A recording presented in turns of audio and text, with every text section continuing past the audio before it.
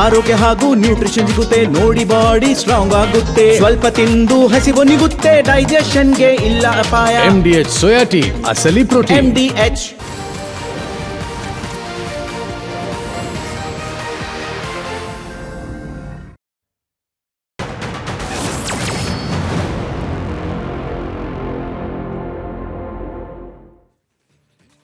ನಮಸ್ಕಾರ, ನೀವು ನೋಡ್ತಾ ಇದ್ದೀರಾ ಮುಂಜಾನೆ ಮುನ್ನೋಟ. ನಾನು ಅಶ್ವದ್ವಿತ್, ನನ್ನ ಜೊತೆ ನನ್ನ ಕೊಲೀಗ್ ರಂಜಿತ್ ಶಿರಿಯಾರ್ ಕೂಡ ಜಾಯ್ನ್ ಆಗಿದ್ದಾರೆ. Good morning Ranjith. Very good morning. Yes, ನಾವು ಮೊನ್ನೆ ಗೃಹಲಕ್ಷ್ಮಿ, ಆಮೇಲೆ ಗೃಹ ಜ್ಯೋತಿ, ಯುವ ನಿಧಿ, ಆಮೇಲೆ ಈ ಅನ್ನಭಾಗ್ಯ ಯೋಜನೆ ಬಗ್ಗೆ ಎಲ್ಲ ಮಾತನಾಡ್ತಾ ಹೋಗ್ತಾ ಇದ್ವಿ. ಅದೇ ರೀತಿಯಾಗಿ ಇವತ್ತು ಕೂಡ ಕಾಂಗ್ರೆಸ್ನ ಗ್ಯಾರಂಟಿ ಸರ್ಕಾರಕ್ಕೆ 3 ವರ್ಷ ತುಂಬತಲ್ಲ. ಈಗ ಕಾಂಗ್ರೆಸ್ ಸರ್ಕಾರದ ಸಾಧನೆಗಳೇನು, ವೇದನೆಗಳೇನು, ಬಾಧನೆಗಳೇನು, ಇವೆಲ್ಲದರ ಕುರಿತಾಗಿ ಇವತ್ತು ಚರ್ಚೆ. ಯಾರೆಲ್ಲ ಎಷ್ಟೆಲ್ಲ ಸಾಧನೆ ಮಾಡಿದ್ರು, ಯಾರೆಲ್ಲ ಜೈಲಿಗೆ ಹೋದ್ರು, ಏನೆಲ್ಲ ಹಗರಣ ಮಾಡಿದ್ರು, ಎಷ್ಟೆಲ್ಲ ಅಭಿವೃದ್ಧಿ ಮಾಡಿದ್ರು, ಏನೆಲ್ಲ ಸಾಧನೆ ಮಾಡಿದ್ರು, ಎಲ್ಲ ಕುರಿತಾದಂತೆ ಇವತ್ತು ಮಾಹಿತಿಯನ್ನು ನಿಮಗೆ ಕೊಡ್ತಾ ಹೋಗ್ತೀವಿ. ಯಾಕೆ ಹೇಳಿ, 3 ವರ್ಷ ತುಂಬಿ 4 ವರ್ಷಕ್ಕೆ ಬಿತ್ತಲ್ಲ, ಆ 3 ವರ್ಷದ ಸಾಧನೆ ವೇದನೆಯ ಲೆಕ್ಕಾಚಾರ. ಸಿದ್ದರಾಮಯ್ಯ ಸರ್ಕಾರದ 3 ವರ್ಷದ ಪರಾಮರ್ಶೆ, ಹಲವು ಹಗರಣಗಳು, ಕಮಿಷನ್ ಬಾಂಬು, ಸಾಲದ ಹೊರೆ, ಸರ್ಕಾರದ ವಿರುದ್ಧ ಕೇಳಿ ಬರ್ತಿರುವಂತಹ ಒಂದಷ್ಟು ಆರೋಪಗಳ ಪಟ್ಟಿ, ಕಾಂಗ್ರೆಸ್ ಸರ್ಕಾರದ ವೈಫಲ್ಯ, ಪ್ರತಿಪಕ್ಷಗಳು ಸಾಧಿಸಿದ್ದೇನು, ಪ್ರತಿಪಕ್ಷಗಳು ಯಾವೆಲ್ಲ ಪ್ರತಿಭಟನೆಗಳನ್ನು ಮಾಡಿದ್ರು ಅದನ್ನು ಕಟ್ಟಿಹಾಕುವಲ್ಲಿ ಯಶಸ್ವಿಯಾದ್ರ, ಸರ್ಕಾರದ ಸಾಧನೆ ವೇದನೆಗಳ ಅಭಿಯಾನ. 3 ವರ್ಷ ತುಂಬತಲ್ಲ, ಈಗ ಇದ್ರ ಬಗ್ಗೆ ಜನಾಭಿಪ್ರಾಯ ಕೂಡ ಇರುತ್ತೆ. ನಿಮಗೆಲ್ರಿಗೂ ಕೂಡ ಗೊತ್ತೇ ಇದೆ ಈ 3 ವರ್ಷದಲ್ಲಿ ಏನೆಲ್ಲ ಆಯಿತು ಅಂತ. ರಂಜಿತ್, ನಿಮಗೆ 136 ಶಾಸಕರನ್ನ ಸಾಧಿಸಿದ ನಂತರ, ಅಂದ್ರೆ ಚುನಾವಣೆಯಲ್ಲಿ 2023ರ ವಿಧಾನಸಭೆ ಚುನಾವಣೆಯಲ್ಲಿ ಗೆದ್ದ ನಂತರ ಸುಮಾರು 1 ತಿಂಗಳು ಸಮಯ ತಗೊಳ್ತು ಯಾರು ಸಿಎಂ ಆಗ್ತಾರೆ ಅಂತ ನೋಡೋದಕ್ಕೆ. ಡಿಕೆನ ಸಿದ್ದರಾಮಯ್ಯನ, DK ಶಿವಕುಮಾರ ಸಿದ್ದರಾಮಯ್ಯ, ಕುರ್ಚಿ ನಂದು ಅಂತ. ಆಮೇಲೆ ಒಂದಿನ ಅದಕ್ಕೊಂದು ಸರಿಯಾದ ರೀತಿಯಲ್ಲಿ ಹೈಕಮಾಂಡ್ ಡೆಲ್ಲಿಗೆ ಹೋಗೋಣ ಬರೋಣ. ಮಲ್ಲಿಕಾರ್ಜುನ ಖರ್ಗೆ ಅವರು ಕೊನೆಗೆ ಅವ್ರನ್ನ ಮನವೊಲಿಸುವಲ್ಲಿ ಯಶಸ್ವಿಯಾಗಿ ಇಬ್ಬರು ಕೈಯನ್ನು ನಾವು ಒಟ್ಟಿಗೆ ಚೆನ್ನಾಗಿದ್ದೀವಿ, ಒಗ್ಗಟ್ಟಾಗಿದ್ದೀವಿ ಅಂತೇಳಿ ಕೈಯ ಎತ್ತುಬಿಟ್ರು. ಹೌದು, ಆಮೇಲೆ ಕೊನೆಗೆ ಈಗ ಅಧಿಕಾರ ಅಂತ ಬಂದಾಗ ತಿರುಗಿ ಕೈ ಎತ್ತವ್ರೇನೋ ಅಂತ DKಗೆ ಚಿಂತೆ ಆಗ್ಬಿಟ್ಟಿದೆ. ಎಸ್, ಜನರು ಬಹಳ ನಿರೀಕ್ಷೆ ಇಟ್ಕೊಂಡಂತ ಸರ್ಕಾರ ಇದು. ಈ ಗ್ಯಾರಂಟಿ ಯೋಜನೆಗಳನ್ನ ಕೊಟ್ಟು ಜನರಲ್ಲಿ ಒಂದು ಭರವಸೆಯನ್ನ ಮೂಡಿಸಿ ಪ್ರಚಂಡ ಬಹುಮತದೊಂದಿಗೆ ಅಧಿಕಾರದ ಚುಕ್ಕಾಣಿಯನ್ನ ಹಿಡಿದಂತ ಕಾಂಗ್ರೆಸ್ ಈ 3 ವರ್ಷದಲ್ಲಿ ಏನ್ ಮಾಡಿದೆ, ಜನರಿಗಾಗಿ ಏನ್ ಮಾಡಿದೆ, ಸರ್ಕಾರದ ಸಾಧನೆಗಳೇನು ಅನ್ನೋದು, ಸರ್ಕಾರದ ವೇದನೆಗಳೇನು ಅನ್ನೋದು, ಸರ್ಕಾರದ ಹಗರಣಗಳು ಏನು ಅನ್ನೋದು, 3 ವರ್ಷದಲ್ಲಿ ಏನೇನಾಗಿದೆ ಅನ್ನುವಂಥ ಕಂಪ್ಲೀಟ್ ರಿಪೋರ್ಟನ್ನು ಇವತ್ತು ಪ್ರಗತಿ ಪತ್ರವನ್ನು ರಿಪಬ್ಲಿಕ್ ಕನ್ನಡ ನಿಮ್ಮ ಮುಂದೆ ನೀಡ್ತಾ ಇದೆ. ಕಾಂಗ್ರೆಸ್ ಸರ್ಕಾರ ಅಧಿಕಾರಕ್ಕೆ ಬಂದು 3 ವರ್ಷ ಆಗಿದೆ. ರಾಜ್ಯದ ಮತದಾರರು 135 ಸ್ಥಾನಗಳ ಬಹುಮತದೊಂದಿಗೆ ಚುನಾಯಿಸಿದ ಸರ್ಕಾರದ 3 ವರ್ಷಗಳ ಅವಧಿ ಕಳೆದು ಹೋಗಿದೆ. ಅದಕ್ಕೆ ಸಾಧನಾ ಸಮಾವೇಶ ಅಂತೇಳಿ ಮಾಡಿ ನಾವೇನು ಮಾಡಿದ್ವಿ, ನಾವು ಏನು ಮಾಡ್ತೀವಿ, ಮುಂದೂ ನಮ್ಮ ಸಾಧನೆಯಿಂದ ನಾವೇ ಅಧಿಕಾರಕ್ಕೆ ಬರ್ತೀವಿ ಅಂತೇಳಿ ಪುಂಖಾನುಪುಂಖವಾಗಿ ಎಲ್ಲ ನಾಯಕರು ಭಾಷಣ ಮಾಡಿದ್ದು ಆಯಿತು. ಮುಖ್ಯಮಂತ್ರಿಗಳು, ಉಪಮುಖ್ಯಮಂತ್ರಿಗಳ ಆದಿಯಾಗಿ ಈ ಸರ್ಕಾರದ ನಾಯಕರು ತಮ್ಮ ಬೆನ್ನನ್ನು ತಟ್ಟಿಕೊಳ್ಳುವಂಥ ಸಾಧನೆ ಹಾಗಾದರೆ ಮಾಡಿದ್ದಾರಾ? ವಿವಾದಗಳು ಆಗಿಲ್ವಾ ಈ ಸರ್ಕಾರದಲ್ಲಿ 3 ವರ್ಷದ ಅವಧಿಯಲ್ಲಿ? ಅವುಗಳನ್ನು ನಾವು ನಿಮ್ಗೆ ಹೇಳಬೇಕಲ್ಲ. ಪ್ರತಿದಿನ ಗೃಹ ಜ್ಯೋತಿ, ಅನ್ನಭಾಗ್ಯ, ಗೃಹಲಕ್ಷ್ಮಿ ಎಲ್ಲವನ್ನು ಕೂಡ ನಾವು ಹೇಳಿದ್ವಿ, ಆಯ್ತಾ? ಈಗ ಈ ಹೊತ್ತಿಗೆ ಸಾಧನೆ ವೇದನೆಗಳನ್ನು ನಿಮ್ಮ ಮುಂದೆ ಇಡುವಂತಹ ಸಮಯ. ಹಾಗಿದ್ರೆ ಗ್ಯಾರಂಟಿ ಸರ್ಕಾರದ ಪರಾಮರ್ಶೆಯನ್ನು ಇಂದಿನ ಮುಂಜಾನೆಯ ಮುನ್ನೋಟದಲ್ಲಿ ನಾವು ನೋಡೋಣ. ಈ ವರದಿ ನೋಡಿ. ನಮ್ಮ ಮೂಲ ಆಶಯವಾದಂಥ ಸರ್ವ ಜನಾಂಗಕ್ಕೂ ಸರ್ವರ ಸಮಬಾಳು ನಮ್ಮ ಉದ್ದೇಶ ಅಂತಕ್ಕಂಥ ಮಾತುಗಳನ್ನು ಈ ಸಂದರ್ಭದಲ್ಲಿ ಹೇಳಿ, ನಾನು ಈ ದಿಕ್ಕಿನಲ್ಲಿ ಇನ್ನೂ 2 ವರ್ಷ ಅವಧಿ ಇದೆ. ಈ 2 ವರ್ಷದಲ್ಲಿ ನಾವು ಅನೇಕ ನಮ್ಮ ಎಲ್ಲ ಭರವಸೆಗಳನ್ನು ಈಡೇರಿಸ್ತೇವೆ ಅಂತಕ್ಕಂಥ ಮಾತುಗಳನ್ನು ಹೇಳಲಿಕ್ಕೆ ಬಯಸ್ತಾ ಇದ್ದೇನೆ. ದೋಷಿಯಾದ 2 ಶಾಸಕರು ಜೈಲುವಾಸ ಅನುಭವಿಸಿದ್ರು. ಸರ್ಕಾರ ಅಂದ್ರೆ ಶಾಸಕರು. ಅಂತಹ 2 ಶಾಸಕರೇ ನ್ಯಾಯಾಲಯದಿಂದ ದೋಷಿ ಎಂದು ಘೋಷಿಸಲ್ಪಟ್ಟರು. ಕಾಂಗ್ರೆಸ್ ಪಕ್ಷದ 2 ಶಾಸಕರು ದೋಷಿಯಾಗಿ ಜೈಲು ಸೇರಿದರು. ಕಾರವಾರದ ಕಾಂಗ್ರೆಸ್ ಶಾಸಕ ವಿನಯ್ ಕುಲಕರ್ಣಿ ಹಾಗೂ ಕಾರವಾರದ ಶಾಸಕ ಸತೀಶ್ ಸೈಲ್ 3 ವರ್ಷಗಳ ಅವಧಿಯಲ್ಲಿ ಪ್ರತ್ಯೇಕ ಪ್ರಕರಣಗಳಲ್ಲಿ ನ್ಯಾಯಾಲಯದಿಂದ ದೋಷಿ ಎಂದು ಸಾಬೀತಾಗಿ ಜೈಲು ಪಾಲಾಗಿದ್ದಾರೆ. ವಿನಯ್ ಕುಲಕರ್ಣಿ ಜೈಲುವಾಸ, ಶಾಸಕ ಸ್ಥಾನದಿಂದ ಅನರ್ಹ. ಧಾರವಾಡ ಶಾಸಕ ವಿನಯ್ ಕುಲಕರ್ಣಿ 2016ರಲ್ಲಿ ಧಾರವಾಡದ ಬಿಜೆಪಿ ಜಿಲ್ಲಾ ಪಂಚಾಯತ್ ಸದಸ್ಯ ಯೋಗೇಶ್ ಗೌಡ ಅವರ ಹತ್ಯೆ ಪ್ರಕರಣದಲ್ಲಿ ಪ್ರಮುಖ ಸಂಚುಗಾರ ಎಂದು ಸಿಬಿಐ ಆರೋಪಿಸಿದ್ದ ಪ್ರಕರಣದಲ್ಲಿ ಬೆಂಗಳೂರಿನ ಜನಪ್ರತಿನಿಧಿಗಳ ವಿಶೇಷ ನ್ಯಾಯಾಲಯವು ಇತ್ತೀಚೆಗಷ್ಟೇ ಇವರನ್ನ ದೋಷಿ ಎಂದು ಘೋಷಿಸಿ ಜೀವಾವಧಿ ಜೈಲು ಶಿಕ್ಷೆ ಹಾಗೂ ದಂಡ ವಿಧಿಸಿದೆ. ಇದರ ಬೆನ್ನಲ್ಲೇ ಜೈಲು ಸೇರಿದ ಅವರು ಶಾಸಕ ಸ್ಥಾನದಿಂದ ಅನರ್ಹಗೊಂಡಿದ್ದಾರೆ. ಬೇಲೆಕೇರಿ ಅದಿರು ನಾಪತ್ತೆ ಹಗರಣ, ಸತೀಶ್ ಸೈಲ್ ಜೈಲು ವಾಸಕ್ಕೆ ಕಾರಣ.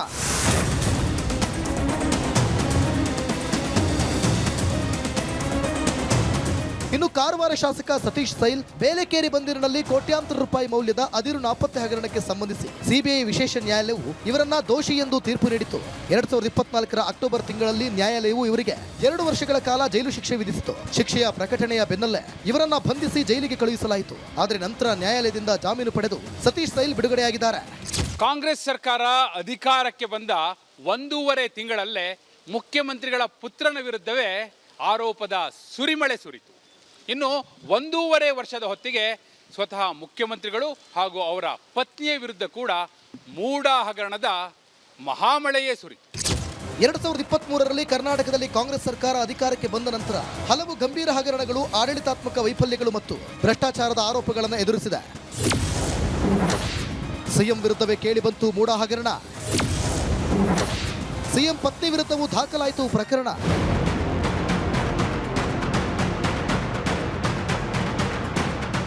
ಈ ಸರ್ಕಾರ ಅಧಿಕಾರಕ್ಕೆ ಬಂದ ಆರಂಭದಲ್ಲೇ ಸಿಎಂ ಪುತ್ರ ಯತೀಂದ್ರ ವಿರುದ್ಧ ಟ್ರಾನ್ಸ್ಫರ್ ದಂಧೆಯ ಆರೋಪ ಕೇಳಿಬಂತು. ಮೈಸೂರಿನಲ್ಲಿ ಅಧಿಕಾರಿಗಳ ವರ್ಗಾವಣೆ ಬಗ್ಗೆ ಯತೀಂದ್ರ ತಮ್ಮ ತಂದೆ ಸಿದ್ದರಾಮಯ್ಯರನ್ನ ಅವರೊಂದಿಗೆ ಫೋನಿನಲ್ಲಿ ಮಾತಾಡಿದ ವಿಡಿಯೋ ರಾಜ್ಯ ಸರ್ಕಾರವನ್ನ ಮುಜುಗರಕ್ಕೆ ಈಡು ಮಾಡಿತು. ಇನ್ನು ಸರ್ಕಾರ ಬಂದು 1.5 ವರ್ಷ ಕಳೆಯೋದ್ರೊಳಗೆ ಮುಖ್ಯಮಂತ್ರಿ ವಿರುದ್ಧವೇ ಕೇಳಿಬಂದ ಮೂಡ ಹಗರಣದ ಆರೋಪ ಇಡೀ ದೇಶವೇ ಕರ್ನಾಟಕದ ಕಡೆ ಈ ಕೆಟ್ಟ ಕಾರಣಕ್ಕಾಗಿ ನೋಡುವಂತಾಯಿತು.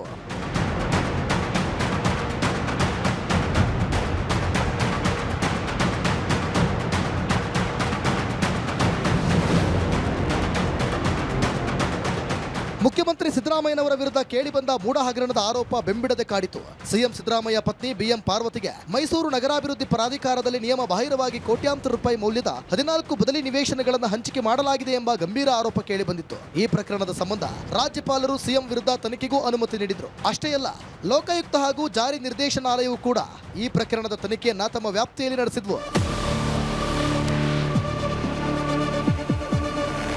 ಸುದೀರ್ಘ ತನಿಖೆಯ ನಂತರ ಇತ್ತೀಚೆಗಷ್ಟೇ ಅಂದ್ರೆ ಜನವರಿ 2026ರಲ್ಲಿ ಬೆಂಗಳೂರಿನ ವಿಶೇಷ ನ್ಯಾಯಾಲಯವು ಲೋಕಾಯುಕ್ತ ಪೊಲೀಸರು ಸಲ್ಲಿಕೆ ಮಾಡಿದ್ದ ಬಿ ರಿಪೋರ್ಟ್ ಅಂಗೀಕರಿಸಿ ಸಾಕ್ಷ್ಯಾಧಾರಗಳ ಕೊರತೆಯಿಂದಾಗಿ ಮುಖ್ಯಮಂತ್ರಿಗಳಿಗೆ ಈ ಪ್ರಕರಣದಲ್ಲಿ ಕ್ಲೀನ್ ಚಿಟ್ ನೀಡಿದೆ. ಇದು ನೇರವಾಗಿ ಮುಖ್ಯಮಂತ್ರಿಗಳೇ ಎದುರಿಸಿದ ಕೇಸ್. ಇನ್ನು ಈ ಸರ್ಕಾರದ ಸಚಿವರ ಕಾರಣಕ್ಕಾಗಿ ಎದುರಿಸಿದ ದೊಡ್ಡ ಮುಜುಗರ ಯಾವುದು ಅಂದ್ರೆ ವಾಲ್ಮೀಕಿ ನಿಗಮದ ಬಹುಕೋಟಿ ಹಗರಣ ಈ ರಾಜ್ಯ ಸರ್ಕಾರ ಎದುರಿಸಿದಂತಹ ಅತಿ ದೊಡ್ಡ ಮುಖಭಂಗ.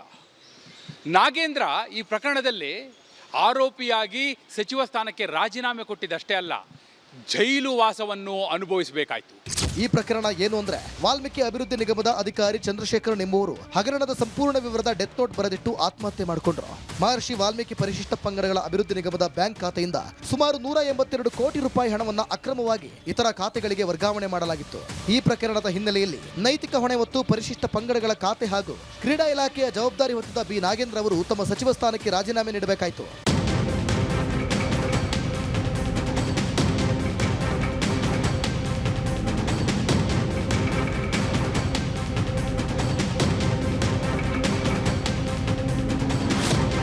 ಇನ್ನು ಅಬಕಾರಿ ಸಚಿವ ಆರ್.ಬಿ. ತಿಮ್ಮಾಪುರ್ ಅಬಕಾರಿ ಇಲಾಖೆಯಲ್ಲಿ ವರ್ಗಾವಣೆ ಮತ್ತು ಲೈಸೆನ್ಸ್ ನೀಡಲು ಕೋಟ್ಯಾಂತರ ರೂಪಾಯಿ ಲಂಚ ವಸೂಲಿ ಮಾಡಲಾಗ್ತಿದೆ ಅಂತ ವೈನ್ ಮರ್ಚೆಂಟ್ಸ್ ಅಸೋಸಿಯೇಷನ್ ನೇರ ಆರೋಪ ಮಾಡಿತ್ತು. ಈ ಪ್ರಕರಣ ಸುಮಾರು 6,000 ಕೋಟಿ ಹಗರಣ ಅಂತ ಆರೋಪಿಸಿದ ರಾಜ್ಯ ಬಿಜೆಪಿ ನಾಯಕರು ಸದನದ ಒಳಗೂ ಹೊರಗೂ ಹೋರಾಟ ಮಾಡಿ ತಿಮ್ಮಾಪುರ್ ರಾಜೀನಾಮೆಗೆ ತೀವ್ರ ಒತ್ತಾಯ ಮಾಡಿದ್ರು.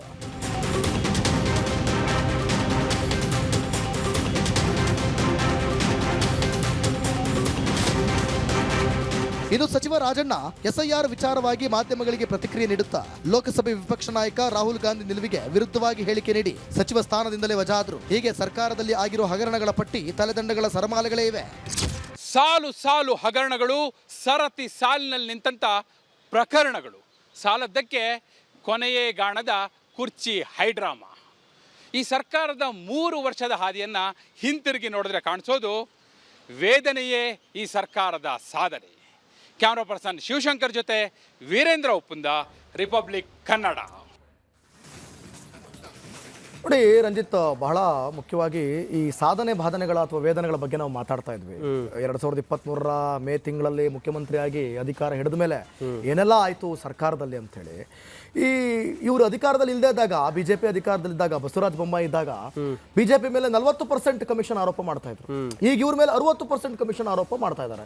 ನೋಡಿ ಹೆಂಗೆ, ಅವ್ರಿದ್ದಾಗ ಹಂಗೆ, ಇವರಿದ್ದಾಗ ಹಿಂಗಾಗ್ತಾ ಇದೆ. ಆಮೇಲೆ ನಿಮಗೆ ಸಚಿವ ನಾಗೇಂದ್ರಂದು ವಾಲ್ಮೀಕಿ ಹಗರಣ ಆಗಿರ್ಬೋದು, ಸಿದ್ದರಾಮಯ್ಯ ಅವರದ್ದು ಮೂಡ ಹಗರಣ 14 ಸೈಟ್ ನಿಮಗೆ ಗೊತ್ತಿದೆಯಲ್ಲ, ಅವರ ಪತ್ನಿ ಹೆಸರಲ್ಲಿ ತಗೊಂಡು ಮಾತನ್ನು ವಾಪಸ್ ಕೊಟ್ಟಿದ್ದಾಯ್ತು.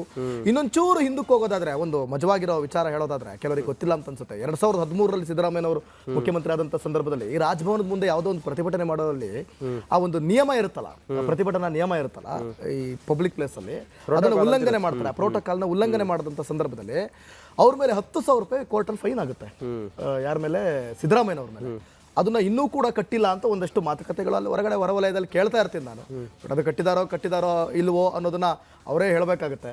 ಸೊ ಹಾಗೆ ಆ ಥರ ಆರೋಪಗಳು, ಕೊನೆಗೆ ಅದು ಮೂಡ ಹಗರಣದಲ್ಲಿ ಎಷ್ಟು ದೊಡ್ಡ ಆರೋಪವನ್ನು ನಾವು ಕೇಳಿದ್ವಿ. ಅದೇ ರೀತಿಯಾಗಿ ಸಾಕಷ್ಟು ಬರೀ ಗ್ಯಾರಂಟಿಯನ್ನು ಕೊಡೋದು ಮಾತ್ರ ಅಲ್ಲ, ಏನೇನೆಲ್ಲ ಆಯಿತು ಅಂತ.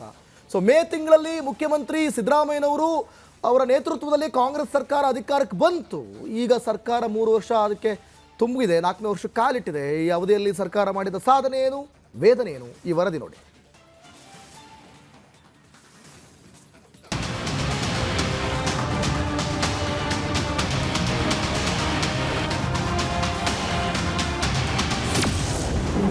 ರಾಜ್ಯ ಸರ್ಕಾರದ ಮೇಲೆ ಸಾಲು ಸಾಲು ಆರೋಪ. 60% ಕಮಿಷನ್, ಗುತ್ತಿಗೆದಾರರ ಬಾಕಿ ಪ್ರಲಾಪ. ಈ ಸರ್ಕಾರಕ್ಕೆ ಅಧಿಕಾರಕ್ಕೆ ಬರಲು ಪ್ರಮುಖ ಕಾರಣಗಳಲ್ಲೊಂದು ಹಿಂದಿನ ಬಿಜೆಪಿ ಸರ್ಕಾರದ ವಿರುದ್ಧದ 40% ಕಮಿಷನ್ ಆರೋಪ. ಕಾಂಗ್ರೆಸ್ ಪಕ್ಷ ಚುನಾವಣೆ ಪ್ರಚಾರದ ವೇಳೆ ಪೇಸಿಎಂ ಬ್ರಹ್ಮಾಸ್ತ್ರವಾಗಿ ಪ್ರಯೋಗಿಸಿತು. ಇದುವೇ ಕಾಂಗ್ರೆಸ್ಗೆ ದೊಡ್ಡ ಗೆಲುವಿಗೆ ಕಾರಣವಾಗಿತ್ತು.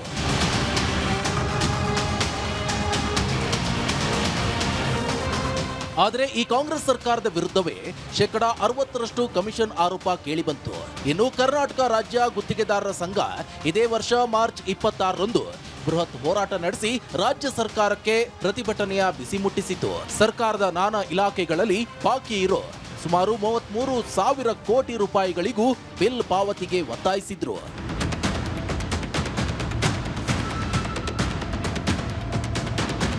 ಇನ್ನೊಂದೆಡೆ ಅಭಿವೃದ್ಧಿಗೆ ಅನುದಾನ ಸಿಗದಿರಲು ಕಾಂಗ್ರೆಸ್ ಪಕ್ಷದ ಶಾಸಕರೇ ಸಿಟ್ಟಾಗಿದ್ದಾರೆ. ಇನ್ನು ಕಾಂಗ್ರೆಸ್ ಶಾಸಕ ಬಿಆರ್ ಪಾಟೀಲ್, ಬಸವರಾಜ ರಾಯರೆಡ್ಡಿ, ರಾಜು ಕಾಗೆ, ಎಚ್ಆರ್ ಗವಿಯಪ್ಪ ಸೇರಿದಂತೆ ಹಲವು ಸ್ವಪಕ್ಷೀಯ ಶಾಸಕರೇ ರಾಜ್ಯ ಸರ್ಕಾರದ ವಿರುದ್ಧ ದನಿ ಎತ್ತಿದ್ರು. ವೇದನೆಗಳ ನಡುವೆಯೇ ಸಾಧನೆ, ಗಿನ್ನಿಸ್ ದಾಖಲೆಯ ಪ್ರತಿಪಾದನೆ. ಇನ್ನು ಕರ್ನಾಟಕ ಸರ್ಕಾರದ 3ನೇ ವರ್ಷದ ಸಮಾವೇಶದ ವೇಳೆ ತುಮಕೂರು ಜಿಲ್ಲೆಯ ಗಿನ್ನಿಸ್ ವಿಶ್ವ ದಾಖಲೆಯನ್ನ ಸ್ಥಾಪಿಸಿದ ಹೆಗ್ಗಳಿಕೆ ಪಡೆದಿದೆ.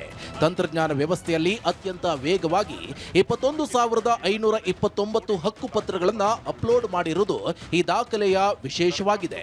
ಇನ್ನು ಈ ಕಾರ್ಯಕ್ರಮದಲ್ಲಿ ಒಟ್ಟು 1,52,492 ಫಲಾನುಭವಿಗಳಿಗೆ ವಿವಿಧ ಸೌಲಭ್ಯಗಳ ಹಕ್ಕುಪತ್ರಗಳು ಮತ್ತು ಆದೇಶ ಪತ್ರಗಳನ್ನು ವಿತರಿಸಲಾಯಿತು. ಇದು ಗಿನ್ನಿಸ್ ದಾಖಲೆಯಾಗಿದೆ.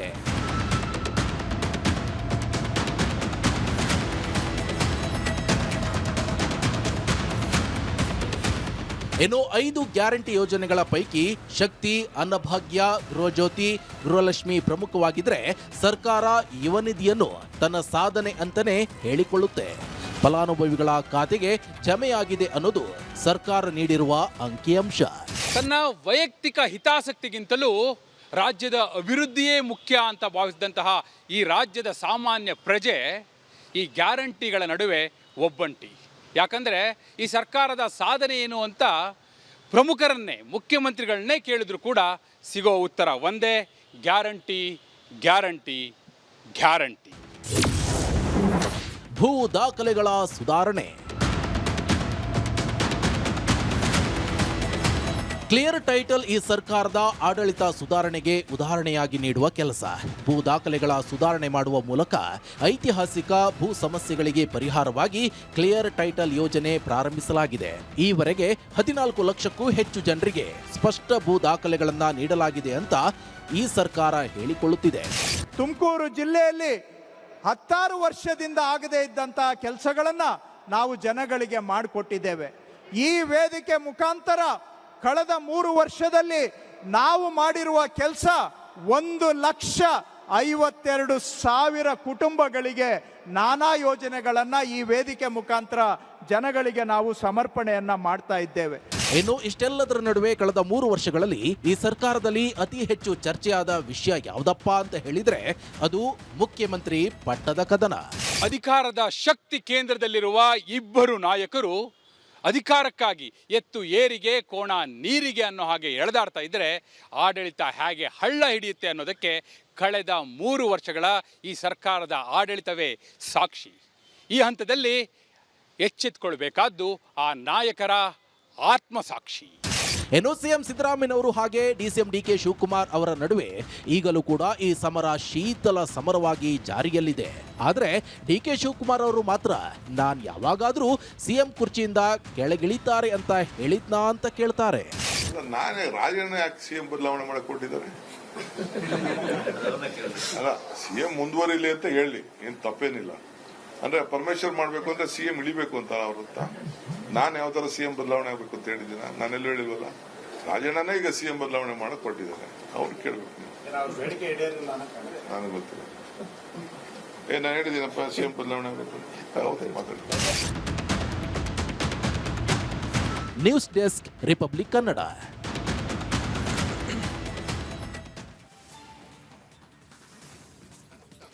ಅಧಿಕಾರಕ್ಕೆ ಕಾಂಗ್ರೆಸ್ ಸರ್ಕಾರ ಬಂದಾಗಿನಿಂದಲೂ ಕೂಡ ಪ್ರಚಂಡ ಬಹುಮತದೊಂದಿಗೆ ಅಧಿಕಾರದ ಗದ್ದುಗೆ ಏರಿದಾಗಿನಿಂದಲೂ ಕೂಡ ಈ ಗ್ಯಾರಂಟಿ ಯೋಜನೆಗಳಿಂದ ಶುರುವಾದಂಥ ಇವರ ಈ ಓಟ ಇದೆಯಲ್ಲ, ಈಗ ನಾಯಕತ್ವದ ಬದಲಾವಣೆವರೆಗೆ ಬಂದಿದೆ. ಇಲ್ಲಿವರೆಗೂ ಕೂಡ ಏನೇನಾಗಿದೆ ಅನ್ನೋದನ್ನು ತಾವು ನೋಡಿದ್ದೀರಿ. ಕೇವಲ ಕಾಂಗ್ರೆಸ್ ಸರ್ಕಾರದಲ್ಲಿ ಮಾತ್ರ ಹಿಂಗೇನಾ ಅಂತ ಕೇಳಿದರೆ ಖಂಡಿತ ಹೀಗಲ್ಲ. ಹಿಂದೆ BJP ಸರ್ಕಾರ ಇತ್ತು. BJP ಸರ್ಕಾರದಲ್ಲೂ ಕೂಡ ಇದೇ ರೀತಿಯ ಏರಿಳಿತಗಳಾದಾಗ ರಿಪಬ್ಲಿಕ್ ಕನ್ನಡ ಅದನ್ನು ನಿಮಗೆ ತೋರಿಸುವಂಥ ಪ್ರಯತ್ನವನ್ನು ಕೂಡ ಮಾಡಿತ್ತು. ಈ ಹೊತ್ತಿಗೆ ಇದೆಲ್ಲ ಬೆಳವಣಿಗೆಗಳು ಜನ ಹೇಗೆ ನೋಡ್ತಾ ಇದ್ದಾರೆ? ಈ ಸರ್ಕಾರವನ್ನು ನೀವು ಆಸೆಗಣ್ಣಿನಿಂದ ಓಟ್ ಹಾಕಿ ಪ್ರಚಂಡ ಬಹುಮತದೊಂದಿಗೆ ಗೆಲ್ಲಿಸಿದ್ರಿ. ಈ ಹೊತ್ತಿಗೆ 3 ವರ್ಷ ಪೂರೈಸಿದೆ. ನಿಮ್ಮ ಅಭಿಪ್ರಾಯ ಏನು ಈ ಸರ್ಕಾರದ ಸಾಧನೆ ವೇದನೆಯ ಬಗ್ಗೆ? ಜನಾಭಿಪ್ರಾಯಕ್ಕೆ ರಿಪಬ್ಲಿಕ್ ಕನ್ನಡ ವೇದಿಕೆಯನ್ನು ಕಲ್ಪಿಸಿದೆ. ರಿಪಬ್ಲಿಕ್ ಕನ್ನಡ ನಿಮಗಾಗಿ ನಿಮ್ಮ ಅಭಿಪ್ರಾಯವನ್ನು ಕೇಳೋದಕ್ಕೆ ನಾವು ನಮ್ಮ ನಂಬರ್ಗೆ ನೀವು ಕಾಲ್ ಮಾಡ್ಬೋದು, ನಮ್ಮ ನಂಬರ್ಗೆ ನೀವು ಮೆಸೇಜ್ ಮಾಡ್ಬೋದು, ನಮ್ಮ ಎಕ್ಸ್ ಖಾತೆಗೂ ಕೂಡ ತಾವು ಕಾಮೆಂಟ್ ಮಾಡಿ ತಾವು ಇದ್ರ ಬಗ್ಗೆ ವಿಮರ್ಶೆಯನ್ನು ಮಾಡ್ಬೋದು. ಕಾಂಗ್ರೆಸ್ ಸರ್ಕಾರದ 3 ವರ್ಷಗಳ ಆಡಳಿತದ ಬಗ್ಗೆ ನಿಮಗೆ ತೃಪ್ತಿ ಇದೆಯೇ? ನಮ್ಮ ದೂರವಾಣಿ ನಂಬರ್ ಕೆಳಗಡೆ ಡಿಸ್ಪ್ಲೇ ಆಗ್ತಾ ಇದೆ, ನಮ್ಮ ವಾಟ್ಸಪ್ ನಂಬರ್ ಕೂಡ ಡಿಸ್ಪ್ಲೇ ಆಗ್ತಾ ಇದೆ. ಹಾಗೆ ನಮ್ಮ ಎಕ್ಸ್ ಖಾತೆಯಲ್ಲೂ ಕೂಡ ತಾವು ಮೆಸೇಜ್ ಮಾಡಿ ತಮ್ಮ ಅಭಿಪ್ರಾಯವನ್ನು ಹಂಚ್ಕೊಳ್ಬೋದು. ಕಾಂಗ್ರೆಸ್ ಸರ್ಕಾರದ 3 ವರ್ಷಗಳ ಆಡಳಿತದ ಬಗ್ಗೆ ನಿಮಗೆ ತೃಪ್ತಿ ಇದೆಯೇ? ಅಭಿಪ್ರಾಯವನ್ನು ನಮ್ಮ ಜೊತೆ ಹಂಚ್ಕೊಳ್ಳಿ. ಎಸ್, ನೀವು ಕರೆ ಮಾಡಿ ಈಗಲೂ ಕೂಡ ಕರೆ ಮಾಡಿ ಮಾತನಾಡ್ಬೋದು. ಸೊ ಯಾವ ರೀತಿ ಇತ್ತು ಅಂತ ಹೇಳಿ. ಯಾಕಂತಂದರೆ ಈಗ BJPಯವರು ಕೂಡ ಅದನ್ನು ಟ್ವೀಟ್ ಮಾಡೋ ಮುಖಾಂತರ, ಪೋಸ್ಟ್ ಹಾಕೋ ಮುಖಾಂತರ 3 ವರ್ಷಗಳ ಆಡಳಿತ ಹೇಗಿತ್ತು ಅನ್ನೋದನ್ನು ಕೂಡ ಅಲ್ಲಿ ಮೆನ್ಷನ್ ಮಾಡ್ತಾ ಇದ್ದಾರೆ. ಸೊ ಜನಗಳು ಮಾತಾಡಿದ್ದಾರೆ, 3 ವರ್ಷ ಯಾವ ರೀತಿ ಆಡಳಿತ ಮಾಡಿದ್ರು ಅಂತೇಳಿ ಜನರು ಕೂಡ ಮಾತನಾಡಿದ್ದಾರೆ. ಜನ ಏನು ಹೇಳಿದ್ದಾರೆ ನೋಡ್ಕೊಂಬರೋಣ. ಪಕ್ಷಪೂರ್ವಕವಾಗಿ ಹೇಳ್ಕೊಳ್ಳಿ, ಈ ಸಮಾವೇಶ ನಾನು ಮಾಡ್ತಾ ಇದ್ದೀನಿ ಸರಿ ಐತಾ ಅಂತ ಅವರೇ ಕೇಳ್ಕೊಳ್ಳಿ. ಫಸ್ಟು ಮೊದಲು ಅವರೇ ಕೇಳ್ಕೊಂಡು ಆಮೇಲೆ ಅಷ್ಟೊತ್ತರ 2,000 ರೂಪಾಯಿ ಹಾಕ್ತೀನಿ ಅಂದಿದ್ರು ಮಹಿಳೆಯರಿಗೆ. ಅದು ಯಾವ್ದಾರ ಎಲೆಕ್ಷನ್ ಬಂದಾಗ 1 ತಿಂಗಳು ಹಾಕ್ತಾರೆ, ಮತ್ತು 6 ತಿಂಗಳು ಇಲ್ಲ. ಅದು ಬಸ್ ಒಂದು ಫ್ರೀ ಬಿಟ್ಟರೆ ಬೇರೆ ಯಾವುದೇ ಸಮಾವೇಶದಾಗಲಿ ಏನೇ ಆಗಲಿ ಅವ್ರದ್ದು ಉಪಯೋಗ ಇಲ್ಲದ ಸಮಾವೇಶ. ಅದೇ ದುಡ್ಡನ್ನೇ ಆ ಕಾಂಗ್ರೆಸ್ ಗೌರ್ಮೆಂಟ್ ಮಾಡ್ತಕ್ಕಂಥ ಸಮಾವೇಶ ದುಡ್ಡು, ಆ ಹಣನೇ ಒಂದು ಬಡವರ ಕಲ್ಯಾಣಕ್ಕೆ ಉಪಯೋಗಿಸಿದ್ರೆ ಇನ್ನೂ ಒಳ್ಳೆಯದಂತ ನನ್ನ ಭಾವನೆ. ಯಾವುದೇ ಇದರಿಂದ ಅವರ ಕಾಂಗ್ರೆಸ್ಸಿನ ಒಂದು ಪ್ರಚಾರಕ್ಕೆ ಅವರ ಅಭಿವೃದ್ಧಿ. ಸರ್, ನಮಗೆ ಅದು ಯಾವುದು ಕಣ್ಣಿಗೆ ಕಂಡಿಲ್ಲ. ಯಾವುದೇ ಗ್ಯಾರಂಟಿಗಳು ಕಣ್ಣಿಗೆ ನಮಗೆ ಕಂಡಿಲ್ಲ. ಆದರೆ ನಮ್ಮ ಆಟೋ ಚಾಲಕರ ಬಗ್ಗೆ ಒಂದು ಸ್ವಲ್ಪನೂ ಕಿಂಚಿತ್ತು ಮಾಡದೆ ಈ 2 ತಿಂಗಳಾಯ್ತು ಸರ್. ಆಟೋ ಗ್ಯಾಸ್ LPG ದರ ಏರಿಕೆಯಾಗಿ 53 ರೂಪಾಯಿ ಇದ್ದಿದ್ದು 105 ರೂಪಾಯಿ ಆಯಿತು.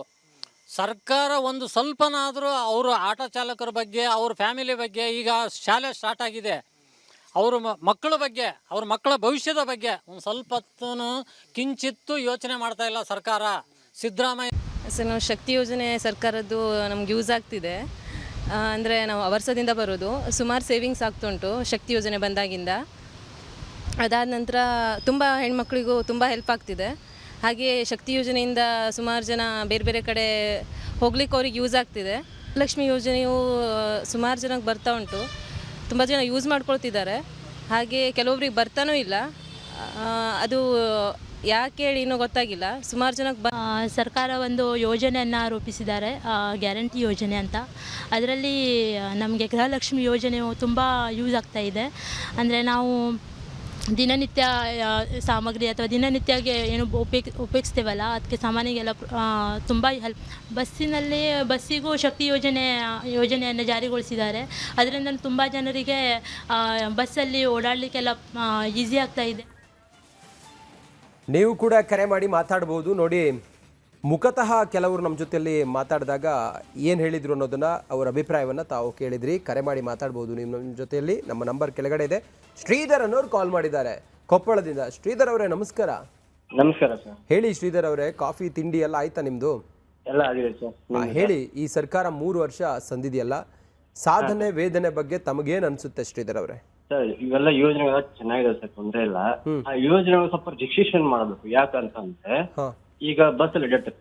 ಈಗ ಯಾವ್ದಾರ ಹಳ್ಳಿಯಲ್ಲಿ ಹೋಗ್ತಾ ಒಂದ್ ಬಸ್ ಅಲ್ಲಿ 57 ಸೀಟ್ ಇರುತ್ತೆ. 57 ಸೀಟಲ್ಲಿ 50 ಮಂದಿ ಹೆಣ್ಮಕ್ಳು ಇರ್ತಾರೆ. 2 ಸೀಟ್ ಗಂಡು ಮಕ್ಕಳು ಆಗುತ್ತೆ. ಯಾವ ತರ ಅಡ್ಡಾಡ್ಬೇಕು ಸರ್? ಗಂಡು ಮಕ್ಕಳಾದವರು ಯಾವ ತರ ಅಡ್ಡಾಡ್ಬೇಕು? ಓಕೆ, ಕೊಳ್ಳಿ, ನಾವೇನ್ ಬೇಡದಲ್ಲ, ಹೆಣ್ಮಕ್ಳು ಕೊಳ್ಳಿ. ಅದರಲ್ಲಿ 30 ಸೀಟ್ ಹೆಣ್ಮಕ್ಳಿಗೆ, 30 ಸೀಟ್ ಗಂಡು ಮಕ್ಕಳಿಗೆ ಅಂತ ಈ ತರ ಕೊಡ್ಬೇಕು ಗಂಡಸರಿಗೆ.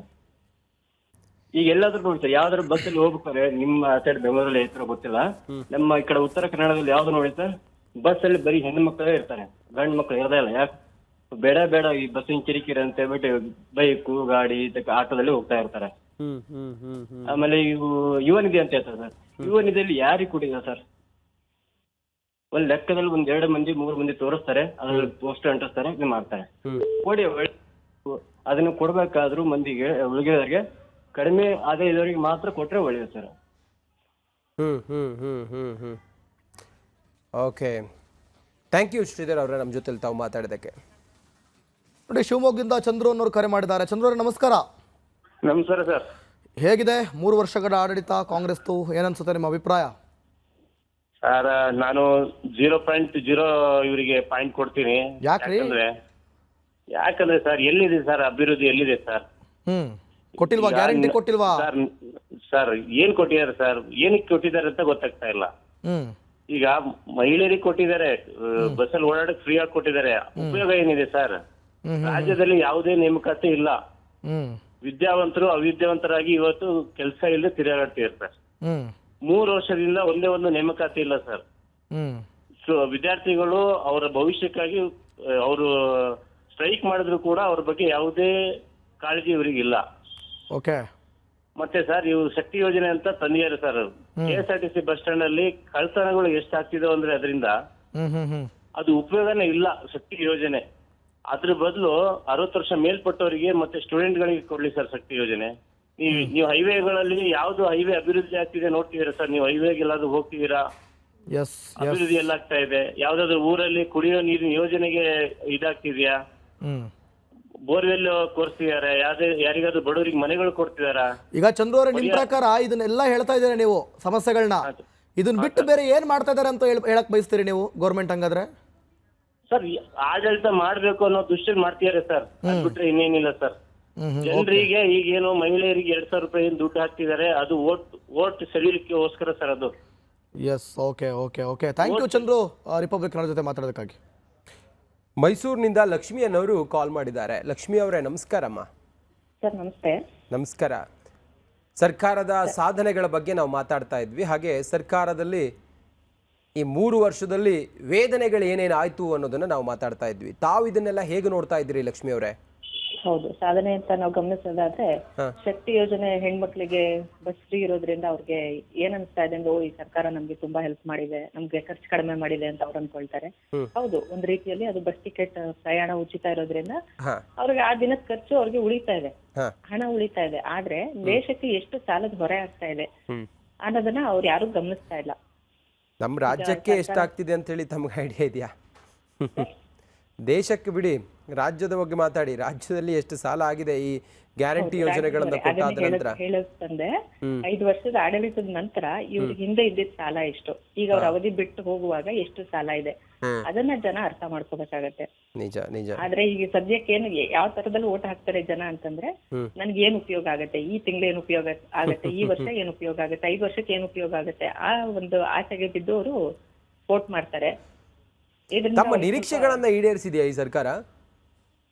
ನಿರೀಕ್ಷೆಗಳು ಅಂತಂದ್ರೆ ಜನಕ್ಕೆ ಆ ಕ್ಷಣಕ್ಕೆ ಸಿಗುವಂತದ್ದು ಏನಿದೆ ಲಾಭ ಅದನ್ನ ಮಾತ್ರನೇ ನೋಡ್ತಾರೆ. ನೀವು ಏನ್ ಎಕ್ಸ್ಪೆಕ್ಟ್ ಮಾಡಿದ್ರಿ? ಕಾಂಗ್ರೆಸ್ ಸರ್ಕಾರ 135 ಸ್ಥಾನಗಳನ್ನ ಗೆದ್ದು ಪ್ರಚಂಡ ಗೆಲುವನ್ನು ಸಾಧಿಸ್ತಲ್ಲ, ನೀವು ಏನ್ ನಿರೀಕ್ಷೆ ಮಾಡಿದ್ರಿ ಸರ್ಕಾರದಿಂದ?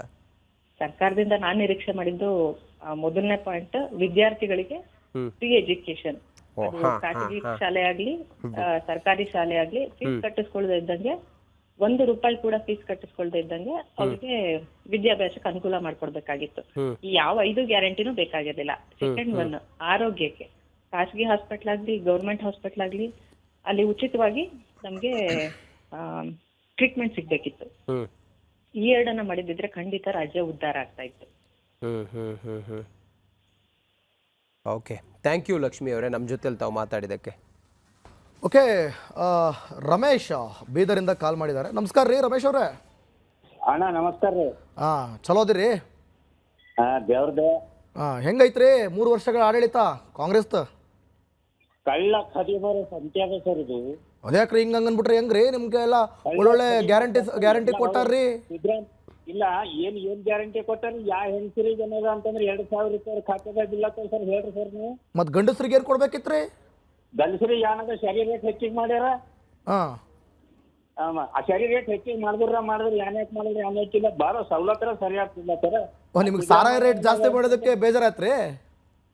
ಈ ಶರೀರ ರೇಟ್ ಹೆಚ್ಚಿಗೆ ಮಾಡ್ರಿ, ಕುಡಿಯೋರು ಕುಡಿತಾರ, ಬಿಡೋರು ಬಿಡ್ತಾರ. ಹೆಣ್ಮಕ್ಳಿಗಾರ 2,000 ರೂಪಾಯಿ ಎಲ್ಲಿ ಕೊಡ್ಲತ್ತಾರ ಸರ್? 10 kg ಅಕ್ಕಿ ಕೊಡ್ತಾಂತ. 10 kg ಇಲ್ಲ, ಎಲ್ಲಿ ಕೊಡ್ತಾನೆ? 10 kg ಅಕ್ಕಿ ಎಲ್ಲಿ ಕೊಡ್ತಾನೆ ಸಿದ್ದರಾಮಯ್ಯ? ಅದ್ರಾಗ 5 kg ಮೋದಿನೇ ಕೊಡ್ತಾನೆ. ಇವ ಏನು ಕೊಡ್ತಾನೆ ಸಿದ್ದರಾಮ? 14 ಫೈಟ್ ಹೊಡೆದೈತೆ ಹೆಣತೆ ಹೆಸರ ಮೇಲೆ ಮೈಸೂರ್ದಾಗ.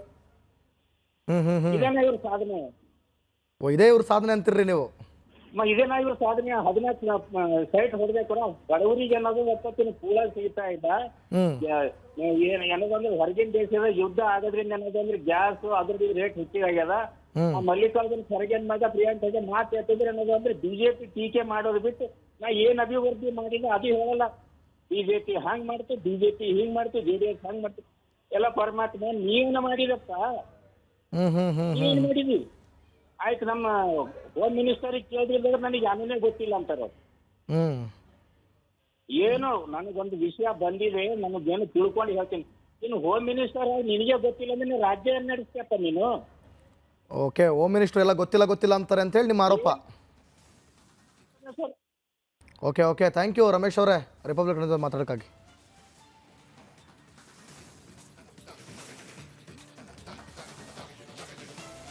ರಾಜ್ಯ ಸರ್ಕಾರಕ್ಕೆ 3 ವರ್ಷ, ಸಿದ್ದರಾಮಯ್ಯ ಆಡಳಿತದ ಸಾಧನೆ ವೇದನೆಗಳ ಪಕ್ಕಾ ಅವಲೋಕನ. ವಿರೋಧ ಪಕ್ಷದ 2 ನಾಯಕರು ಒಂದೇ ಸಲಕ್ಕೆ ಇದೇ ಮೊದಲ ಬಾರಿಗೆ ಟಿವಿ ಚಾನೆಲ್ನಲ್ಲಿ ಒಂದೇ ವೇದಿಕೆಯಲ್ಲಿ ರಿಪಬ್ಲಿಕ್ ಕನ್ನಡ ಸ್ಟುಡಿಯೋದಲ್ಲಿ ವಿಧಾನಸಭೆ ವಿರೋಧ ಪಕ್ಷದ ನಾಯಕ ಆರ್ ಅಶೋಕ್, ವಿಧಾನ ಪರಿಷತ್ನ ವಿಪಕ್ಷ ನಾಯಕ ಚಲುವಾದಿ ನಾರಾಯಣ ಸ್ವಾಮಿ ಕಾಂಗ್ರೆಸ್ ಸರ್ಕಾರದ ಬಗ್ಗೆ ಹೇಳಿದ್ದೇನು? ಹಾಗಾದ್ರೆ ನೀವು ತಪ್ಪದೆ ವೀಕ್ಷಿಸಿ. ಗ್ಯಾರಂಟಿ ಸರ್ಕಾರ 3 ವರ್ಷ, ವಿಪಕ್ಷ ವಿಮರ್ಶೆ ಇಂದು ಮಧ್ಯಾಹ್ನ 2:55ಕ್ಕೆ.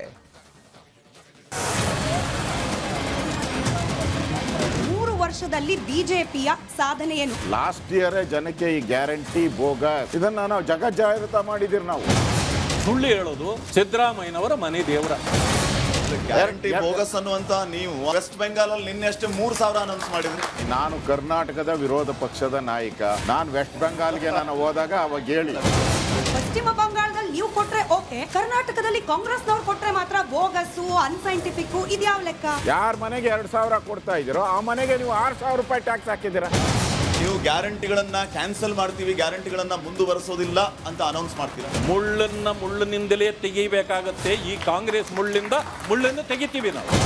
ನೀವು ಟೀಕೆ ಮಾಡೋ ಬರದಲ್ಲಿ ಕರ್ನಾಟಕ ರಾಜ್ಯವನ್ನು ಕೇಂದ್ರದ ಮುಂದೆ ಭಿಕ್ಷೆ ರೀತಿ ನಿಲ್ಸಿದಾರಲ್ಲ ಸರ್, ಇದು ನಿಮ್ಮ ವಿಕೃತಿ ಮನಸ್ಥಿತಿ ಅಲ್ವಾ ಸರ್? ಆಲ್ರೆಡಿ ಭಿಕ್ಷಾ ಪಾತ್ರ ಇಟ್ಕೊಂಡೇ ಇರೋದು ಸಿದ್ದರಾಮಯ್ಯ, ಪರ್ಮನೆಂಟ್ ಆಗಿ ಇಟ್ಕೊಂಬಿಟ್ಟವ್ರೀಗ.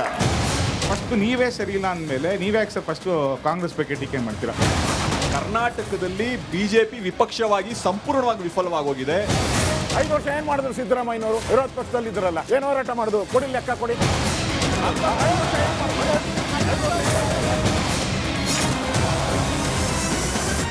ಇದರ ಕೆಂಪು ಬಣ್ಣ ಅದ್ಭುತ, ಖಾರ ಕಡಿಮೆ ಆದರೂ ರುಚಿಕರ. MDH ಕಾಶ್ಮೀರಿ. ಫ್ರೀಡಂ ಪಾರ್ಕ್ನಲ್ಲಿ ಇಂದು ಯೂತ್ ಕಾಂಗ್ರೆಸ್ ಪ್ರತಿಭಟನೆಯನ್ನು ಮಾಡ್ತಾ ಇದೆ. ನೀಟ್ ಪರೀಕ್ಷೆಯನ್ನ, ಪ್ರಶ್ನೆ ಪತ್ರಿಕೆ ಸೋರಿಕೆಯನ್ನ ವಿರೋಧಿಸಿ ಪ್ರತಿಭಟನೆಯನ್ನು ಮಾಡ್ತಾ ಇದೆ. ಫ್ರೀಡಂ ಪಾರ್ಕ್ ಸುತ್ತಮುತ್ತ ವಾಹನ ಸಂಚಾರ ನಿರ್ಬಂಧವಾಗಿದೆ. ಪ್ರತಿಭಟನೆ ಹಿನ್ನೆಲೆ ವಾಹನ ಸಂಚಾರವನ್ನು ಬದಲಾಯಿಸಲಾಗಿದೆ. ಸಂಚಾರ ತೊಂದರೆ ಆಗದಂತೆ ಪರ್ಯಾಯ ವ್ಯವಸ್ಥೆ. ಇಂದು ಆನಂದರಾವ್ ಸರ್ಕಲ್ ಮೇಲಿನ ಫ್ಲೈಓವರ್ ಬಂದ್ ಆಗಲಿದೆ.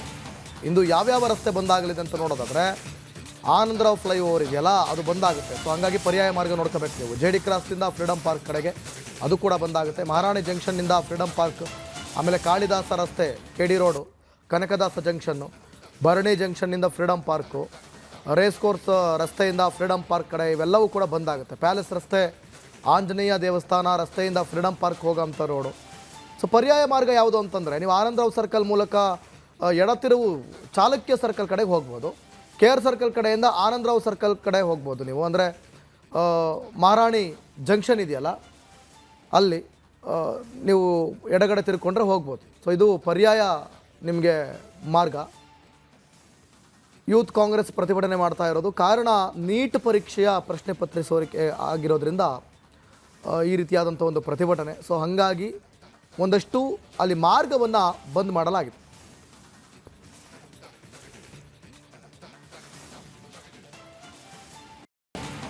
ಇದರ ಕೆಂಪು ಬಣ್ಣ ಅದ್ಭುತ, ಖಾರ ಕಡಿಮೆ ಆದರೂ ರುಚಿಕರ.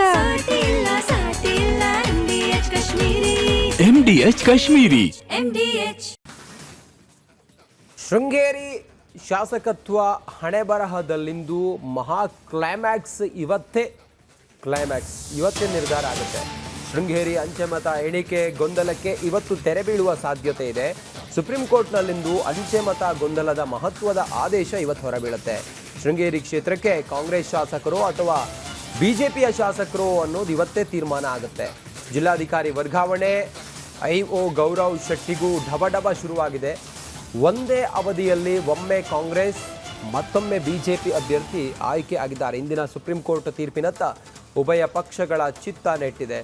ಏನಾಗುತ್ತೆ ಇವತ್ತು ಅನ್ನೋದನ್ನು ಕಾದು ನೋಡಬೇಕಾಗಿದೆ. ಭಾರಿ ಹೈಡ್ರಾಮಕ್ಕೆ ಕಾರಣ ಆಗಿದ್ದಂಥ ಶೃಂಗೇರಿ ವಿಧಾನಸಭಾ ಕ್ಷೇತ್ರದ ಶಾಸಕರ ವಿಚಾರ. ಅಲ್ಲಿ ಅಂಚೆ ಮತದಲ್ಲಿ ಲೋಪದೋಷ ಆಗಿದೆ, ಎಣಿಕೆಯಲ್ಲಿ ಲೋಪದೋಷ ಆಗಿದೆ ಅನ್ನೋದು ಗಂಭೀರ ಆರೋಪ. ಅದಾದ ನಂತರ ಮತ್ತೆ ಮರು ಎಣಿಕೆ ಆಗುತ್ತೆ. ಆಗ ಬಿಜೆಪಿಯಿಂದ ಅಲ್ಲಿ ಗೆಲ್ತಾರೆ, ಜೀವರಾಜ್ ಅವರು ಗೆಲ್ತಾರೆ. ಆನಂತರ ಸುಪ್ರೀಂ ಕೋರ್ಟ್ ಹೋಗ್ತಾರೆ. ಸುಪ್ರೀಂ ಕೋರ್ಟ್ನಲ್ಲಿ ಸ್ಟೇ ನೀಡ್ತಾರೆ. ಇವತ್ತು ಸುಪ್ರೀಂ ಕೋರ್ಟ್ನಲ್ಲಿ ಮಹತ್ವದ ಆದೇಶ ಹೊರಬರುತ್ತೆ.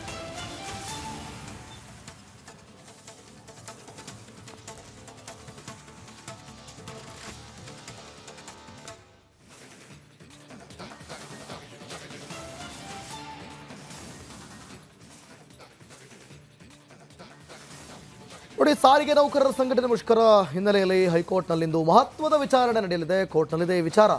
ಸಾರಿಗೆ ಸಿಬ್ಬಂದಿ ಹೋರಾಟ ಭವಿಷ್ಯ ಇಂದು ಇತ್ಯರ್ಥ ಆಗುತ್ತೆ. ಸರ್ಕಾರದ ಜೊತೆ ಚರ್ಚಿಸಿ ಬನ್ನಿ ಎಂದಿದ್ದ ಕೋರ್ಟ್ಗಿಂದು ಸಾರಿಗೆ ಸಂಘಟನೆಗಳ ಅಂತಿಮ ವರದಿಯನ್ನು ಕೊಡ್ತಾರೆ. ಕೋರ್ಟ್ ಆದೇಶದ ಮೇಲೆ ಸಾರಿಗೆ ಸಮರದ ಭವಿಷ್ಯ ಇತ್ಯರ್ಥ ಆಗುತ್ತೆ. ಕೋರ್ಟ್ ಯಾವ ರೀತಿಯಾದಂಥ ಆದೇಶವನ್ನು ಕೊಡುತ್ತೆ ಅನ್ನೋದ್ರ ಮೇಲೆ ಇವತ್ತು ಹೋರಾಟದ ಬಗ್ಗೆ ಒಂದು ಇತ್ಯರ್ಥಕ್ಕೆ ಬರಲಾಗುತ್ತೆ. ಸೊ ಬಂದು ಸರ್ಕಾರದ ಜೊತೆ ಚರ್ಚೆ ಮಾಡಿ ಅಂತ ಹೇಳಿತ್ತು ಕೋರ್ಟ್. ಇದರ ಬೆನ್ನಲ್ಲೇ ಕೋರ್ಟ್ಗಿಂದು ಸಾರಿಗೆ ಸಂಘಟನೆಗಳ ಅಂತಿಮ ವರದಿಯನ್ನು ಕೊಡ್ತಾ ಇರೋದು. ಕೋರ್ಟ್ ಆದೇಶದ ಮೇಲೆ ಸಾರಿಗೆ ಸಮರದ ಭವಿಷ್ಯ ಇತ್ಯರ್ಥ ಆಗುತ್ತೆ. ಇವತ್ತಿನ ಕೋರ್ಟಲ್ಲಿ ಕೋರ್ಟ್ ಮುಂದೆ ಹೇಳ್ತು ನೀವು ನೋಡಿ ವೀಕ್ಷಕರೇ, ಸಾರಿಗೆ ಸಿಬ್ಬಂದಿ ಸಂಗ್ರಾಮನ ಗಮನಿಸ್ತಾ ಇದ್ದೀರಿ. ಹೋರಾಟವನ್ನು ಮಾಡಬೇಕು ಅಂತ ಅಂದ್ಕೊಂಡಿದ್ರು. ಅಷ್ಟೊತ್ತಿಗೆ ಆ ಹೋರಾಟಕ್ಕೆ ಬ್ರೇಕ್ ಬಿತ್ತು. ಸರ್ಕಾರದ ಜೊತೆ ಚರ್ಚೆ ಮಾಡಿ ಅಂಥೇಳಿ ಅಲ್ಲಿ ಕೋರ್ಟ್ ಹೇಳಿತ್ತು. ಆದರೆ ಅಂತಿಮ ವರದಿಯನ್ನು ಕೋರ್ಟ್ಗೆ ಸಲ್ಲಿಸಿರುವಂಥದ್ದು ಸಾರಿಗೆ ಸಿಬ್ಬಂದಿಗಳು ಸಂಸ್ಥೆ. ಈಗ ಅದರ ಆದೇಶಕ್ಕಾಗಿ ಇವತ್ತು ಕಾಯ್ತಾ ಇದ್ದಾರೆ. ಹೋರಾಟ ಮುಂದುವರಿಸ್ಬೇಕಾ ಬೇಡವಾ ಅನ್ನೋದು ಇವತ್ತು ಗೊತ್ತಾಗುತ್ತೆ. ಅಥವಾ ಸರ್ಕಾರ ಸ್ವಲ್ಪ ಯೋಚನೆ ಮಾಡಬೇಕಾಗುತ್ತೆ. ಅವ್ರು ಏನು ಕೇಳ್ತಾ ಇದ್ದಾರೆ ಅಥವಾ ಏನವರು ಅವರ ಬೇಡಿಕೆಗಳೇನು ಅದೆಲ್ಲವನ್ನು ಕೂಡ. ಯಾಕಂದರೆ 5 ವರ್ಷದಲ್ಲಿ ಆಡಳಿತದಲ್ಲಿ ಒಂದು 3 ಸಲಿನಾದರೂ ನಾವು ಈ ಸಾರಿಗೆ ಸಿಬ್ಬಂದಿಗಳ ಮುಷ್ಕರನ ನಾವು ನೋಡ್ತೀವಿ. ಅವರು ವೇತನವನ್ನು ಜಾಸ್ತಿ ಮಾಡಿ ಅಂತಾರೆ. ವೇತನ ಜಾಸ್ತಿ ಮಾಡೋದಿರಲಿ, ಸರಿಯಾಗಿ ಸಂಬಳನೂ ಕೂಡ ಕೊಟ್ಟಿರಲ್ಲ.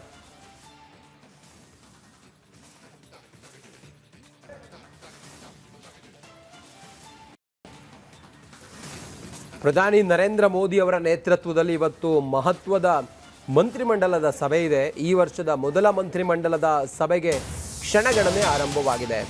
ಸಭೆಯಲ್ಲಿ ಸಚಿವರು, ಸ್ವತಂತ್ರ ಉಸ್ತುವಾರಿ ರಾಜ್ಯ ಸಚಿವರುಗಳು ಕೂಡ ಭಾಗಿಯಾಗ್ತಾರೆ. ಯುದ್ಧದಿಂದಾಗಿರೋ ಅಡ್ಡ ಪರಿಣಾಮಗಳ ಬಗ್ಗೆ ಸಮಾಲೋಚನೆಯನ್ನು ಮಾಡ್ತಾರೆ. ಎದುರಾಗಿರುವಂಥ ಬಿಕ್ಕಟ್ಟು ನಿಭಾಯಿಸುವ ಬಗ್ಗೆ ವಿಸ್ತೃತವಾಗಿ ಚರ್ಚೆ ಮಾಡ್ತಾರೆ. ಪಂಚರಾಜ್ಯ ಚುನಾವಣೆಯಲ್ಲಿ ಅಮೋಘ ಗೆಲುವನ್ನು ಸಾಧಿಸಿದ ಹಿನ್ನೆಲೆಯಲ್ಲಿ ಸಂಪುಟ ಪುನರ್ರಚನೆ ಬಗ್ಗೆಯೂ ಕೂಡ ರಾಜಕೀಯ ಗರಿಗೆದರಿದೆ. ಇಂದಿನ ಮಂತ್ರಿಮಂಡಲ ಸಭೆಯಲ್ಲಿ ಪುನರ್ರಚನೆಯ ಸ್ಪಷ್ಟತೆ ಇವತ್ತು ಲಭಿಸುತ್ತೆ. ಯುವಕರು ಹೊಸಬರಿಗೆ ಮಂತ್ರಿಮಂಡಲದಲ್ಲಿ ಆದ್ಯತೆಯ ಬಗ್ಗೆಯೂ ಕೂಡ ಇವತ್ತಿನ ಸಭೆಯಲ್ಲಿ ಚರ್ಚೆ ಆಗುತ್ತೆ. ಹೊಸಬರು ಯಾರಾದರೂ ಪ್ರಧಾನಿ ಮೋದಿ ಅವರ ಸಂಪುಟವನ್ನು ಸೇರ್ತಾರಾ ಅನ್ನುವಂಥ ಕುತೂಹಲವೂ ಇದೆ. ಅದಕ್ಕೆ ಇವತ್ತೇ ತೆರೆ ಬೀಳುತ್ತೆ. ಇವತ್ತೇ ಈ ಕ್ಯಾಬಿನೆಟ್ ಮೀಟಿಂಗ್ ಇತ್ತಲ್ಲ, ಈ ಕ್ಯಾಬಿನೆಟ್ ಮೀಟಿಂಗ್ನಲ್ಲಿ ಒಂದು ಚರ್ಚೆ ಮಾಡಿ ಒಂದು ಅಂತಿಮವಾದಂಥ ತೀರ್ಮಾನ ಮಾಡ್ತಾರೆ.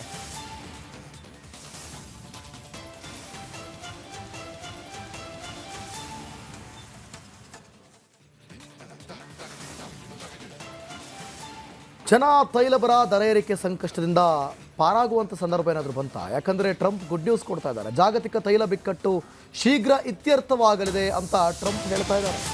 ಶೀಘ್ರವೇ ಜಾಗತಿಕ ಮಾರುಕಟ್ಟೆಯಲ್ಲಿ ತೈಲ ದರ ಇಳಿಕೆಯಾಗುತ್ತೆ ಅಂತ. ಹಾರ್ಮೋಸ್ನಿಂದ ಶೀಘ್ರವೇ ತೈಲ ಟ್ಯಾಂಕರ್ಗಳ ಸುಗಮ ಸಂಚಾರ ಆಗುತ್ತೆ. ಯುದ್ಧದ ಕಾರ್ಮೋಡದ ನಡುವೆ ಹೊಸ ಆಶಾಕಿರಣ ಹುಟ್ಕೊಂಡ್ಬಿಟ್ಟಿದೆ ಈಗ ಇವ್ರ ಹೇಳಿಕೆಯಿಂದ. 1600ಕ್ಕೂ ಹೆಚ್ಚು ಟ್ಯಾಂಕರ್ಗಳು ಶೀಘ್ರ ಸಂಚಾರವನ್ನು ನಡೆಸ್ತವೆ. ಪೆಟ್ರೋಲ್ ಡೀಸೆಲ್ ದರ ಶೀಘ್ರ ತಗ್ಗಲಿದೆ ಅಂತೇಳಿ ಟ್ರಂಪ್ ಹೇಳಿದಾರಂತೆ. ನೋಡಿ, ಈಗಾಗಲೇ ಸಿಕ್ಕಾಬಟ್ಟೆ ಕರ್ನಾಟಕದಲ್ಲೇ ತಗೊಳ್ಳೋದಾದರೆ ನಿಮಗೆ ಬೇರೆ ಕಡೆ ಹೋಗಲಿ ₹3 ಪೆಟ್ರೋಲ್ ರೇಟು, ₹2 ಡೀಸೆಲ್ ರೇಟು ಹಿಂಗೆ ಜಾಸ್ತಿ ಆಗ್ತಾ ಇದೆ. ಅದರಲ್ಲಿ ಬೇರೆ ಮತ್ತೆ ಮಧ್ಯರಾತ್ರಿ 50 ಪೈಸಾ 80 ಪೈಸಾ ಹಿಂಗೆ ಜಾಸ್ತಿ ಆಗ್ತಾ ಇದೆ.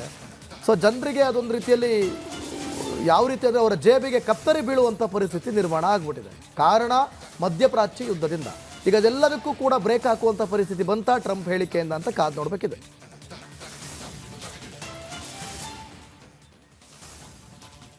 ಮಧ್ಯಪ್ರಾಚ್ಯ ಯುದ್ಧದಿಂದಾಗಿ ಬಡಿದಿರುವಂಥ ಬರ ಸಿಡಿಲು ಅಂತಿಂಥದ್ದಲ್ಲ. ಎಲ್ಲ ವಸ್ತುಗಳ ಬೆಲೆ ಏರಿಕೆಯಾಗಿದೆ. ಸಂಕಷ್ಟದಲ್ಲಿ ನಾವೆಲ್ಲರೂ ಕೂಡ ಜೀವನ ಮಾಡ್ತಾ ಇದ್ದೀವಿ. ಬಹುಶಃ ಟ್ರಂಪ್ ಹೇಳಿರೋ ಹಾಗೆ ತೈಲ ಬೆಲೆ ಕಡಿಮೆ ಆದರೆ ನಮಗೆಲ್ಲರಿಗೊಂದು ಆಶಾ ಕಿರಣವೇ. ನೋಡೋಣ ಏನಾಗುತ್ತೆ ಅಂಥೇಳಿ. ಇದು ಇವತ್ತಿನ ಮುಂಜಾನೆ ಮುನ್ನೋಟ. ನಾಳೆಗೆ ಇಷ್ಟೇ ಹೊತ್ತಿಗೆ ನಿಮ್ಮ ಮುಂದೆ ನಾವು ಮುಂಜಾನೆ ಮುನ್ನೋಟದಲ್ಲಿ ಮತ್ತೆ ಬರ್ತೀವಿ. ನೋಡ್ತಾ ಇರಿ ರಿಪಬ್ಲಿಕ್ ಕನ್ನಡ, ಇದು ನಿಮ್ಮ ಧ್ವನಿ.